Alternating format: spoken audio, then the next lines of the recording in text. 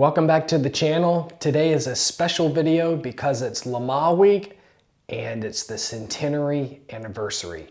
We're talking about a very special car, one of the most famous cars in the history of the race, the 1999 Mercedes CLR.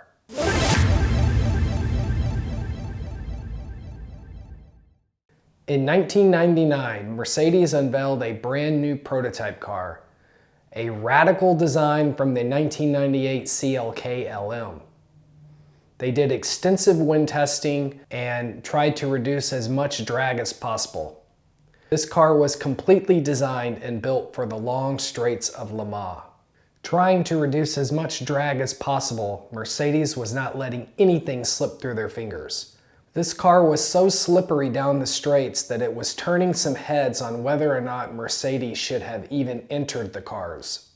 During practice and qualifying, Mark Webber actually flipped the number 4 car twice. That is what really shook the pit lane up and the race officials on whether or not these cars should have even been entered. After the qualifying crash, Mercedes delegated and they actually decided to enter all the cars for the race. That's a pretty ballsy move on their part, and it had some very major consequences. In the history of the sport, I feel like 1999 is at least in the top 3. The list of manufacturers for that race was pretty stout, with Toyota, Mercedes, BMW, Audi, Pescarolo, and other cars that made up the LMGTP class. It was Peter Dumbreck who was behind the wheel of the number 5 car, chasing down one of the Toyotas. They rounded the Molzon corner, heading down towards the fastest part of the track. He was so close behind the Toyota that when they crested the hill, air got under the Mercedes and it took off like an airplane. The commentators, everybody, even myself, was just in complete awe. To see an entire Le Mans prototype flipping in the air is one of the craziest things I've ever seen on television. It flipped outside the track and landed in a clearing of these poplar trees.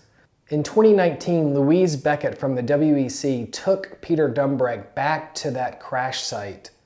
Her and Alan McNish interviewed him about what it was like flipping through the air and just the entire experience.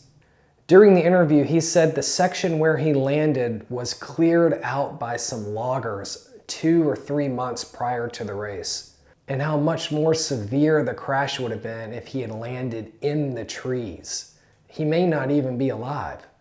So it's kind of a crazy miracle that he landed just in that clearing. The car was destroyed. The number 6 car that was still running immediately retired. Mercedes closed their garage, they retired from the race, and to this day they have not been back to Le Mans fighting in the top class. Let's talk about the number 5 Mercedes that flipped. It's in a silver box and you can tell that it's kind of old. I'm not sure when they were doing these silver boxes, what generation this is, but when you see these silver boxes you can tell it's kind of an older car. I do like on these boxes that the sides are open so you can just easily slide it out. When you get this car, it comes clean. Underneath the base plate, there are water slide decals for you to put on. You can choose to put them on if you want. I wonder why they didn't just put them on.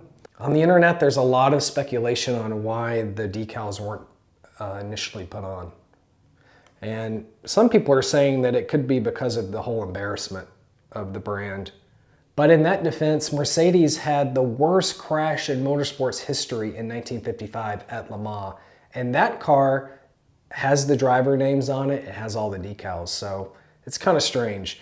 This car has no driver names on the base plate. It just says Mercedes CLR. It doesn't even say 1999 winner. So in my mind, I think Spark made this car as like the road-going homologation car. And then the decals are underneath if you want to convert it to the race car. But look how amazing this car looks. Even with the decals off, it looked great. But once I put the decals on, it totally came to life. Also, by the way, putting the decals on was one of the most insane and intimidating projects I've done. And I'm so glad that I don't have to do it again, I think this might be the only car on my list that has decals to be applied. But it really, really looks amazing, and I can't believe that this is now in my collection. In my mind, this is one of the most famous cars to ever compete at Le Mans. It's been over 20 years and people still talk about the Mercedes Flip. This car is really special, and that year is really special because that was my inception to Le Mans. I discovered it back when I was 19, and I have been a fan ever since. Now this year, 2023, it's like a whole new era. And so going back from 1999 to 2023, with it being the centenary, I felt like this was the car to talk about for the celebration.